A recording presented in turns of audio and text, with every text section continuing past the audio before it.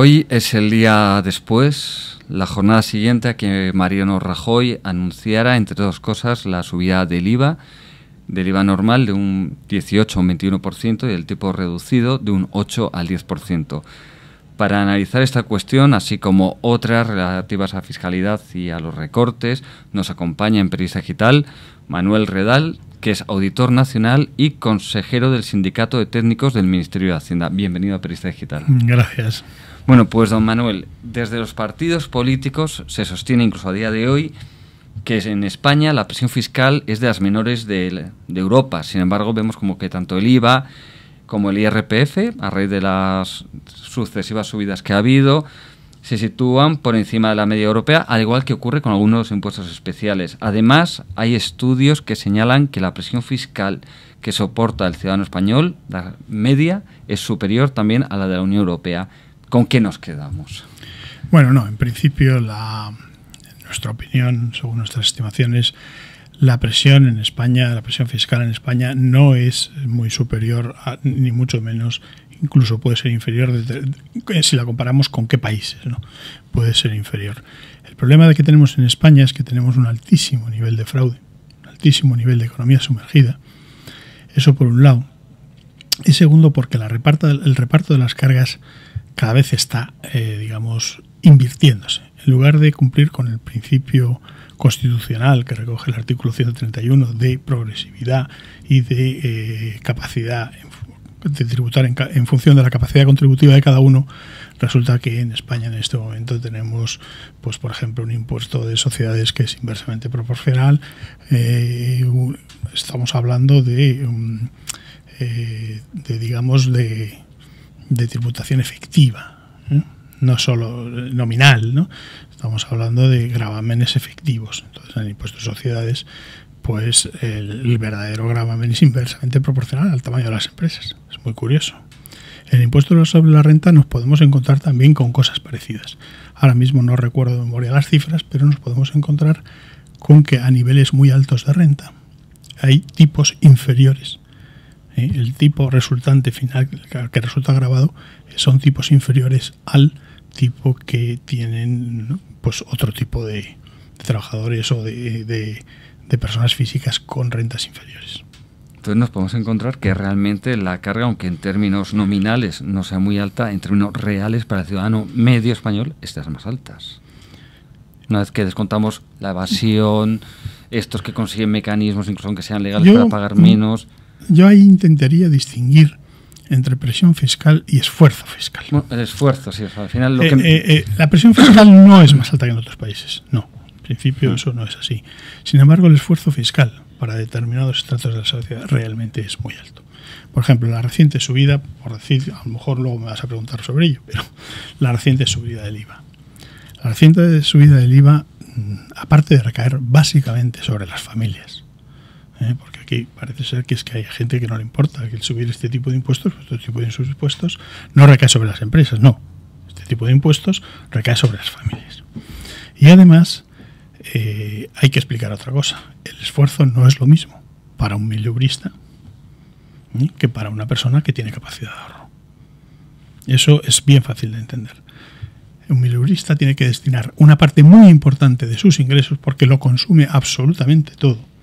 Tiene que declarar ahora, tiene que ingresar el 21% de todo lo que consume. Bueno, depende, puede haber alguna cosa que esté en tipo reducido o incluso súper reducido. Pero tiene que pagar eso, y para él es un esfuerzo muy importante. ¿Qué parte de sus ingresos está destinando a eso? Mucho. En cambio, el que tiene capacidad de ahorro, el que tiene rentas más altas, pues da la casualidad que el ahorro no está gravado. Y como no está gravado, lógicamente, el esfuerzo que tiene que hacer una persona con una renta más alta puede ser muy inferior. Curiosamente, esto que usted dice es muy parecido a lo que decía Mariano Rajoy en una campaña de No Más IVA en 2010. Bueno, fíjese usted que lo que estamos viendo, ¿no? Nos hemos hartado de verlo en estos días, ¿no? Porque claro, la prensa tira de hemeroteca y ahí tenemos, bueno, pues las cosas que hemos escuchado, ¿no? Hemos escuchado, pues, desde decir que si era el sablazo más grande que se le podía dar a los compatriotas. Bueno, hemos visto cómo quien hoy está aplaudiendo la subida del IVA hace muy poco tiempo ponía mesas en la calle pidiendo firmas en contra de la subida del IVA. Hombre, yo creo que los políticos en España tendrían que tomarse las cosas un poquito más en serio. Esto es, desde nuestro punto de vista, es un tema dramático. Hemos vivido en la última década o en los últimos 5 años una etapa en donde era una verdadera carrera a ver quién bajaba más los impuestos. Entre los dos grandes, estoy hablando de los dos grandes partidos nacionales, ¿no? Era una verdadera carrera. Además, de esto que dices, bueno, es como si los impuestos fueran malos. Oiga, si es que los impuestos ni son buenos ni son malos, son algo necesario para sufragar los gastos del Estado. Bueno, pero ideológicamente se ha intentado inculcar en los ciudadanos esa sensación. Tenemos niveles de fraude enormes y las instituciones responsables de combatir ese fraude parece ser que es que miran hacia otro lado, porque muchos planes, pero resulta que es que ayer el ministro ministro de Hacienda y Administraciones Públicas nos vino a decir que nos subía el IVA porque otros no lo pagaban. Qué curioso, usted es el responsable de combatir el fraude y me sube usted a mí el IVA en lugar de combatir el fraude. Pero justo, vamos a ver, esto es algo que se ha visto a lo largo de la historia. Esto no es algo que venga de mentes teóricas. Hemos visto cuando aumenta la presión fiscal demasiado, y esto no puede ocurrir, que aumente el número de autónomos que se pasen al sector informal, a la economía sumergida, que muchas empresas volvamos a ver, como ocurría hace muchos años, que se disparaba la famosa caja B, donde no se pasaba factura, donde había cuentas... Pues desde luego la subida del IVA tiene muchos inconvenientes. Muchos inconvenientes. El primero es que es un factor que va, de alguna forma, a deprimir la economía más de lo que la tenemos. Ese es el primero. Pero probablemente, o sea, todas estas cosas son difíciles de precisar en concreto, pero probablemente hay una parte de economía, digamos, legal, por decirlo de alguna forma, actual, que pase en algún momento, exclusivamente por competitividad. O sea, si es que se van a encontrar muchas veces. Sí, o muchas veces sí. Realmente el defraudador, bueno, hay de todo, pero hay defraudadores, estos pequeños defraudadores, porque el defraudador del IVA es un defraudador pequeño, ¿eh? No es el gran defraudador. Bueno, si nos estamos refiriendo, o parece ser que nos estábamos refiriendo al con IVA o sin IVA, eso solo representa el 8% del fraude. El gran fraude no está en el con IVA sin IVA, son otro tipo de operaciones que llevan a cabo las grandes empresas, corporaciones empresariales, etcétera, etcétera. No tienen nada que ver con esto. En cualquier caso, sí que es muy posible pues que por pura supervivencia, como acabas de decir, pues haya gente que se pase, digamos, al mercado negro. Sí, le quería preguntar, y volviendo un poco al pasado, ¿no? Y lo que usted recordaba, o sea, hace poco había una carrera por bajar impuestos. Quien estaba hoy en el gobierno defendía, no sé, o sea, usted no le tengo que explicar en qué consiste, la curva de Laffer, que básicamente, pues, para el público, pues lo que nos viene a decir es que una disminución de la presión fiscal crea un efecto en cascada, más o menos, de activación de la economía que produce un aumento de la recaudación. Entonces, de repente, parece que se olvidan de este principio, de Laffer, y se actúa en sentido contrario. ¿Por qué? Bueno, pues realmente, primero, el principio ese no se cumple. O sea, estos principios no se cumplen con tanta facilidad. Veía que estos principios los vienen a sentar muchas veces académicos que están financiados precisamente por personas con intereses, vamos a poner, por personas, por corporaciones grandes de estos estudios que nos vemos muchas veces. Hay que ver de dónde proceden. No seamos tampoco ingenuos, porque muchas cosas de estas nos las explican de una forma como si fueran infalibles y luego se demuestran sistemáticamente que son erróneas. Eso por un lado. Pero incluso tomando como bueno el tema, pues ¿por qué están haciendo esto? Pues mira, no lo sé. No lo sé, realmente ahí sí que no puedo dar una respuesta. ¿Por qué se hace esto? Nosotros hemos planteado una batería de alternativas, porque lo que sí que es cierto, y eso es una realidad absoluta, es que España tiene un problema enorme ahora mismo de compensación de ingresos y gastos. O sea, esto es lo que se llama déficit, pero para que la gente lo entienda con facilidad, pues hay que pensar que bueno, si no tenemos dinero suficiente para pagar lo que gastamos, pues entramos en algo que no se puede sostener. Eso es inevitable. Pero existen otros sistemas que carguen menos el esfuerzo sobre los ciudadanos más desfavorecidos. Fíjese usted la batería de medidas de ayer. La batería de medidas de ayer es literalmente tremenda. Se van a por la gente que está parada. Cuidado, que vamos a entrar en exclusión social en muchos casos. Estamos hablando de que en España se están produciendo parados de más de 40 años que, bueno, no es por nada, pero encontrar un trabajo después de esa edad, eso es casi imposible. Está, tal y como están las cosas, es dificilísimo encontrar un trabajo a determinadas edades. Y hombre, decir que le vamos a incentivar a que busque empleo, reduciendo eso es otra de las teorías más falsas que manejan, bueno, quienes están en contra de esa protección social. Eso por un lado. Otro es copago, pum, a por esto. Otro a los funcionarios. Siempre estamos buscando a aquellos. Resulta que ¿quiénes han sido los responsables? ¿Quiénes han sido los responsables de la crisis? No tenemos que ponerle nombre. Todos sabemos quiénes son los responsables.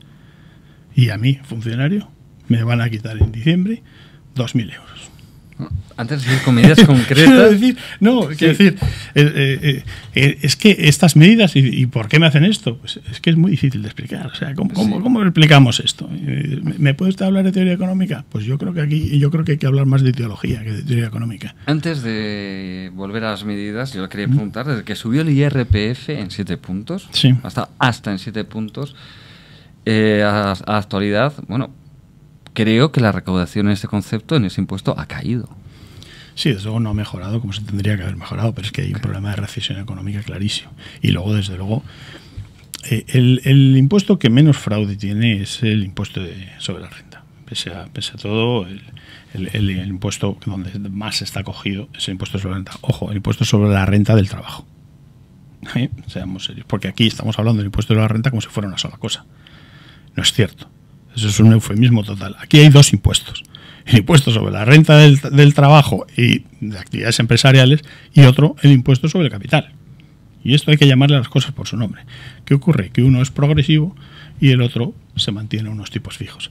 Las grandes fortunas y los grandes no están en la zona del trabajo, están en la zona precisamente de los rendimientos del capital. Y es ahí, porque es que eso recoge además hasta los movimientos especulativos. Las grandes ganancias especulativas están recogidas como si fuera lo que eufemísticamente se llama renta del ahorro. Realmente es una renta al capital, o sea, es bien sencillo de entender. Y nos encontramos con que hay una serie de cosas que dicen, bueno, ¿y por qué se mantienen? Pues es que no se mantienen porque técnicamente sean más correctas, es que se mantienen por razones ideológicas. Y es que hay que pensar que esta solución que se está dando a la crisis también tiene connotaciones ideológicas. Y es así. Pero ideológicas, y muchas veces las soluciones son las mismas por parte de los dos partidos. Sin ninguna duda, es que no hay mucha diferencia.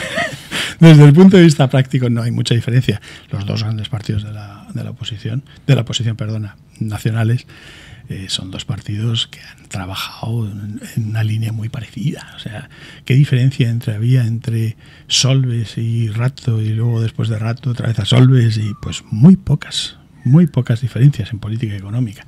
Representan realmente algo muy parecido. Habría que estar aquí siempre a cuestiones técnicas. Nosotros dentro de nuestra organización, tenemos gente de todo tipo de ideologías. Y nos da igual. Nosotros intentamos dar una versión técnica y lo que estamos diciendo es que a este tipo de medidas existen otras alternativas.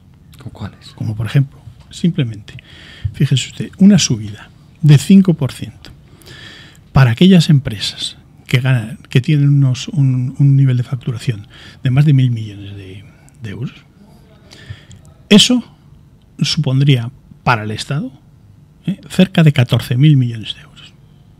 Estamos hablando de ya cifras muy claras. La lucha contra el fraude, que el otro día nos sacaba el ministro, la lucha contra el fraude. Nosotros hemos dicho que a corto plazo se pueden obtener 6.200 millones simplemente con una modificación de algunas estructuras del Ministerio de Hacienda y la Agencia Tributaria. No estamos hablando de algo tampoco tan ambicioso. Miren, en España tenemos el 23% de economía sumergida.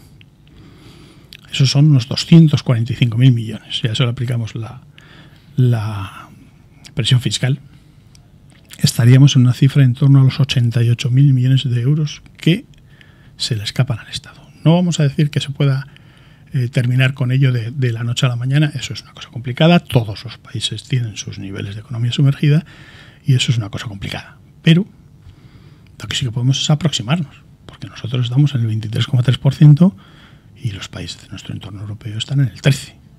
Si redujéramos esos 10 puntos, estaríamos hablando de 38.000 millones. Eso es una cosa que habría que hacer a medio plazo. Pero nosotros, nuestra idea es sencillamente, si se reorganiza correctamente los recursos de que dispone el Ministerio de Hacienda y la Agencia Tributaria, podríamos conseguir por ahí pues cerca de 6.000 millones de euros. Sí, pero bueno, no todo. Luego tendríamos la tasa sobre la banca, sobre las operaciones financieras, que por ahí se podrían recaudar 4.500. Hay muchas fórmulas, hay todavía medidas que se pueden aplicar antes de aplicar la del IVA, que es una medida que realmente es contraproducente, porque es que la economía va a contraerse, con lo cual va a haber menor recaudación de la prevista. Por eso nosotros la hemos cifrado en 7.500. Al margen de que vaya a fomentar más al margen, bueno, sí es que se puede dejar al margen. Quiero decir que es que están las dos cosas. Bueno, desde el gobierno se sostiene que no ha quedado más remedio que tomar las medidas anunciadas por Mariano Rajoy, entre ellas esta subida del IVA de la que estamos hablando constantemente. Sin embargo, en otros países vemos, por ejemplo, Italia. Se ha renunciado a aumentar el IVA y se ha optado por reformar en profundidad la administración, suponemos que para una mayor racionalización. ¿Se podría haber optado en España por algo similar? Bueno, efectivamente se pueden utilizar distintas medidas. Se pueden utilizar medidas primero recaudatorias y otras de control de gasto. Hay un problema, nunca hablamos en España, el control del gasto es el patito feo. Y ojo, estoy hablando de control de gasto, no estoy hablando de inicialmente reducción, estoy hablando de control del gasto. En España las instituciones responsables del control del gasto no funcionan con la eficacia que sería deseable, ni muchísimo menos. Tenemos, por un lado, el Tribunal de Cuentas, que bueno, sus informes desde el punto de vista de gestión, digamos, bueno, pues entre los extemporáneos que son, porque claro, los informes a los 5 años ya para poco te sirves. Y por otro lado, desde el punto de vista más del control interno de la propia administración, está a nivel central la Intervención General del Estado, sus homólogos en las comunidades autónomas y lo que se llaman interventores de administración local, ¿no? Que es un cuerpo por ahí, son unos cuerpos de habilitación nacional, pero que luego al final les nombra y les pone y les quita y les pone el sueldo realmente cada uno de los ayuntamientos, con lo cual la independencia pues está realmente en cuestión. Entonces, si hablamos de la Intervención General del Estado, por ejemplo, sí se mira en aspectos formales, es una cosa que se hace bien realmente. Yo trabajo cerca de ese tipo, de esa labor, y bueno, pues es un trabajo que se hace bien. Sin embargo, sobre la eficacia del gasto, sobre la valoración de la necesidad de ese gasto y sobre todo de la utilidad y de la calidad del gasto, sobre eso no se mira absolutamente nada. Eso requiere otra reforma, una reforma muy profunda. Eso hay que cambiarlo. Eso no puede ser. Hay que cambiar el Tribunal de Cuentas. No puede ser el sistema actual, porque es que es algo realmente que tiene muy poca eficacia en su trabajo. Lo mismo pasa con la Intervención General del Estado, y si nos vamos a comunidades autónomas sería lo mismo, serían cosas muy parecidas. Entonces, cuando estamos hablando ya de control de gasto, no estoy hablando de reducirlo, por lo menos que sea de calidad, que sea un gasto eficaz, que sea serio. Permítame ser un poco crítico con la Intervención General del Estado. Yo recuerdo cuando en la campaña electoral estuvimos aquí entrevistando a Jaime García Legaz, actual secretario de Estado de Comercio, creo que es. Le preguntamos sobre esa cuestión de las famosas facturas en los cajones en las comunidades autónomas. Le preguntamos, pues ustedes cuando lleguen al gobierno, ¿se pueden encontrar algo así? Y dijo, no. La Intervención General del Estado funciona de maravilla y las cuentas están claras. Después vieron que no era así. O sea, también puede fallar cosas en la Intervención General del Estado. Bien, voy a romper una lanza. No, desde luego. Voy a hacer una lanza a favor de la Intervención General del Estado, que realmente tiene mucho que arreglar. No digo que tiene mucho. De ello, no, puede fallar, que de hecho falla. No lo es. En este caso, porque las facturas que han aparecido en los cajones no se están refiriendo a la Administración General, se están refiriendo a la Administración Comunitaria y de los ayuntamientos. Ahí la Intervención General del Estado no interviene. Por eso antes os explicaba antes que el control de gasto, el control interno, hay que distinguir entre control interno y control externo. Interno es el que ejercería el Tribunal de Cuentas porque no es administración propiamente dicha, depende directamente del Parlamento. Y por otro lado tendríamos control interno, que es el que ejercen en la Administración General, la Intervención General del Estado, en las comunidades autónomas sus propias intervenciones generales, que las tienen, y en la administración local, lo que decíamos, estos interventores de administración local, que es un cuerpo que sí, que es nacional, que tiene habilitación nacional, pero resulta que al final quien contrata es el propio ayuntamiento, con lo cual llama a uno que está en Málaga y dice, oye, tú que eres... vente para acá y trabajas aquí con nosotros. Claro, eso es la independencia y ya se comprende que es cero. Pero están fallando muchas cosas. Fíjese usted cómo ha fallado ¿para qué hablar la Comisión Nacional del Mercado de Valores? Cómo ha fallado el Banco de España. Ya que hablamos de racionalización, que efectivamente el Banco de España... Tenemos que estar pensando que el sistema de controles que requiere un país avanzado en España no está funcionando correctamente. No hay la suficiente transparencia. Esto es necesario cambiarlo. Y hay que cambiarlo de arriba abajo, empezando por el Banco de España. Fíjese usted, en el 2006 o 2007, supongo que lo recuerda, los inspectores del Banco de España dijeron, aquí está pasando algo. Se está entrando en una zona muy peligrosa. Este modelo de gestión de instituciones financieras es muy peligroso. Y claro, como nosotros llevamos años diciendo, en la época de las vacas gordas, nosotros estábamos diciendo hay niveles de fraude salvajes. Nosotros llevamos a decir, y además es que dábamos pruebas tan sencillas y tan claras como son los billetes de 500 euros, que son datos objetivos, es que ahí no hay nada que discutir. Bueno, pues ya no se nos hacía ni caso. No se nos hacía absolutamente ni caso. Hoy el ministro nos da razón con el tema del IVA, pero bueno. También el control, también hay una parte importante, o debería serlo, aunque en España muchas veces parece que no, que es el propio control ciudadano. El propio que los ciudadanos sepan a quién eligen, a quién no. Y de repente vemos que Mariano Rajoy, entre sus medidas, anuncia un reforzamiento de las diputaciones provinciales, que posiblemente de todos los niveles de administración es el nivel más incomprensible para el ciudadano. Es muy difícil de explicar cómo se eligen a los miembros de las diputaciones, cómo funcionan. Nadie sabe en realidad, o casi nadie, fuera de la clase política, realmente qué es eso.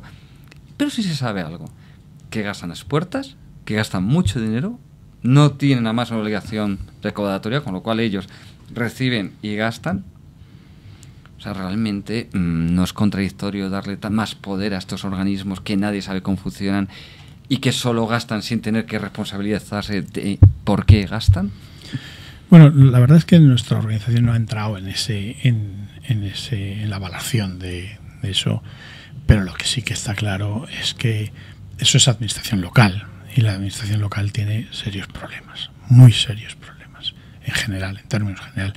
Nosotros somos especialistas más en control del gasto puramente y en tema tributario, ¿no? Tampoco queremos meternos demasiado en la organización del Estado, porque entonces... primero tiene todo tiene una carga ideológica, ¿no? Pero tiene una carga tan politizada que es que, porque ahí sí que escuchamos versiones contradictorias, ¿no? Unos querían suprimir las diputaciones y parece ser que ahora se quiere potenciar. Pues no lo sé, realmente ahí yo no podría dar más que una respuesta personal, que tengo mi propia idea, pero no sé si en este caso es adecuada que la dé. No sé si me atrevo a darla, ¿no?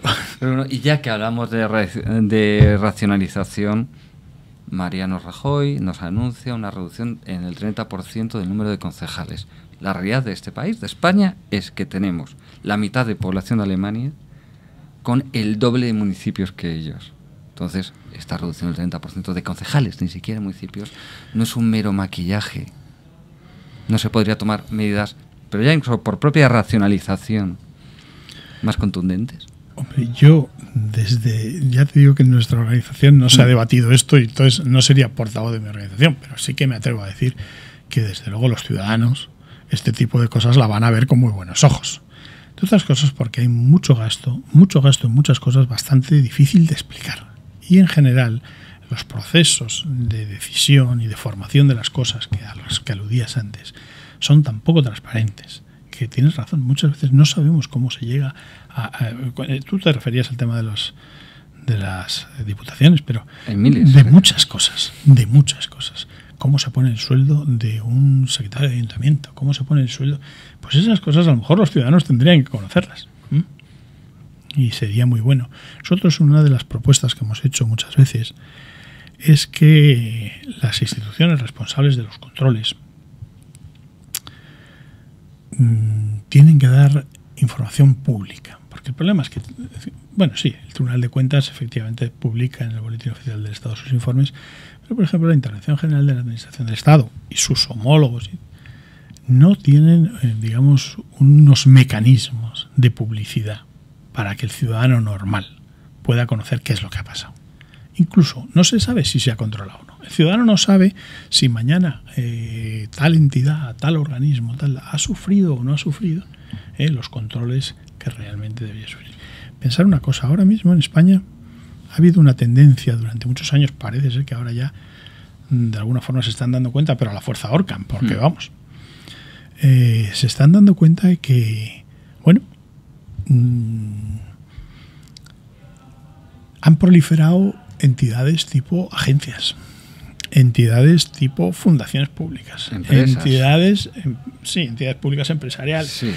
Todas estas se pueden 4.000 empresas públicas entre empresas y fundaciones, o sea, es muchísimo. Y agencias, y cuidado, que hay muchas fórmulas jurídicas, para eso están los servicios jurídicos del Estado, son especialistas en imaginativos, en crear un tipo de entidades que el verdadero objetivo, aunque nos pongan como excusa que la eficacia, que así se puede trabajar mejor, realmente el único objetivo es escapar al control. Porque bueno, pues las entidades públicas están obligadas, están sometidas a la ley de contratos del Estado, una serie de controles que no están sometidas a estas otras. Pero incluso para contratar a alguien no tienen los mismos requisitos. Para todo, absolutamente para oficial. Todo. E incluso muchas veces nos encontramos con que administraciones públicas buscan fórmulas por ahí muy extrañas. Y sí, como has citado el tema, dices como determinada administración pública no puede contratar, digamos, desde el punto de vista legal de esta manera o de la otra, pues busca otras soluciones. ¿Y qué hace? Encubre bajo un contrato de prestación de servicios, por ejemplo, una verdadera relación laboral. Que eso luego además se vuelve contra ellos. Eso se vuelve contra ellos pues porque luego los que están en esa situación, los empleados, entre comillas, que están en esa situación, recurren y al final terminan ganando, porque los tribunales están dando la razón a este tipo de relaciones laborales encubiertas como si fueran un contrato de servicios. No, oiga, no, esto aquí existe una relación laboral y usted quiere escapar a esas obligaciones. Eso que lo haga un privado, aunque no sea justificable, se puede entender, pero la administración pública tiene que cumplir con la legalidad vigente y no puede estar buscando constantemente el camino más para eludirlo. Eso es una política absolutamente equivocada de los gestores públicos. Yo, si me permites, que antes me he quedado un poquito con las ganas de conseguir con la intervención general. Sí. Vemos que la intervención general del Estado, algún ministerio tiene la suya propia. Defensa, por ejemplo, tiene su propio cuerpo de interventores del Ejército o de los ejércitos. Vamos a ver, depende de la intervención general del Estado. O sea, el interventor general del Ejército, como el interventor general de la Seguridad Social, depende del interventor general del Estado. Y la propia intervención no tiene gente. Bueno, hay una intervención pequeña dentro del Ministerio de Defensa, pero realmente es la propia intervención del Ministerio de Defensa la que ejecuta, pero que está sometida de alguna forma a digamos, la tutela o tal de la intervención general. Vemos que está la intervención de cada comunidad autónoma. Este sistema de los municipios que usted nos ha explicado, de que aunque son aunque es de ámbito nacional, tal, sabemos que realmente es una maraña de instituciones que no actúan coordinadas y que no sería mucho más racional, aunque aquí entremos en la política de que las comunidades se pueden enfadar, los ayuntamientos se pueden enfadar, crear un único gran cuerpo unificado con criterios unificados y bajo un control unificado. Pues nosotros hemos estado barajando y hemos pensado muchas veces en una propuesta un poco en esa línea, ¿no? De una actuación pues mucho más coordinada de todo. ¿Qué existe? Realmente políticamente es una cosa muy difícil. muy difícil.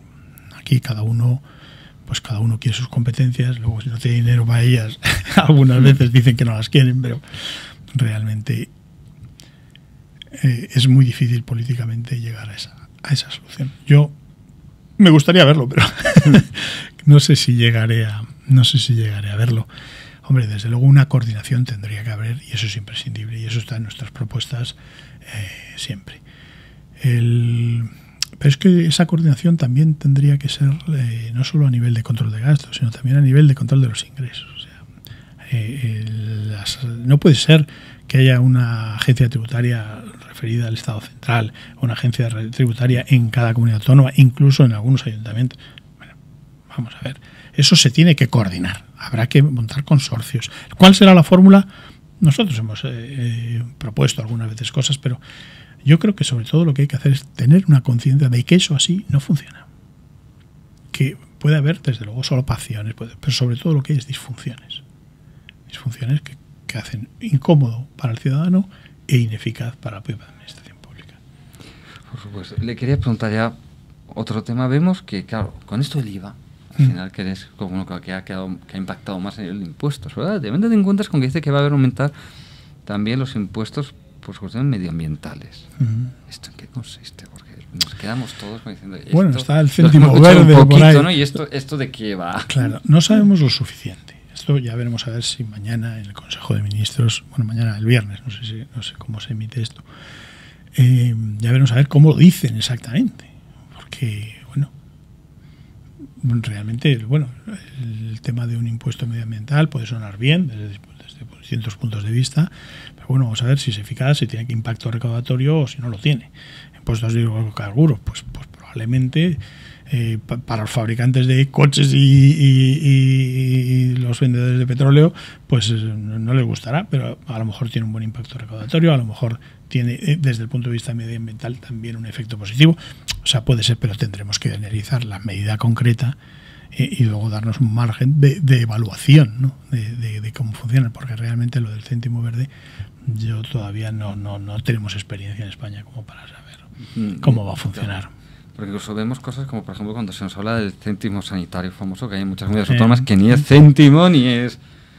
No sé, es la forma en que se le llama, pero eso yo no sé si tienen más culpa casi los propios periodistas. Claro, sí, que ni es céntimo ni es sanitario. Claro, nada, pero claro, se nos habla de impuestos que son finalistas, y sin embargo, constitucionalmente o legalmente en España los impuestos no pueden ser finalistas. No son finalistas, sí, en eso tienes toda la razón. O sea, aquí no debería la administración, el gobierno, explicar estas cosas, porque claro, si nos dice un impuesto medioambiental, pero ya, si es un impuesto no puede ser medioambiental en realidad, o sea, no puede ir dedicado a determinados temas, o sea, no deberían ser más claros.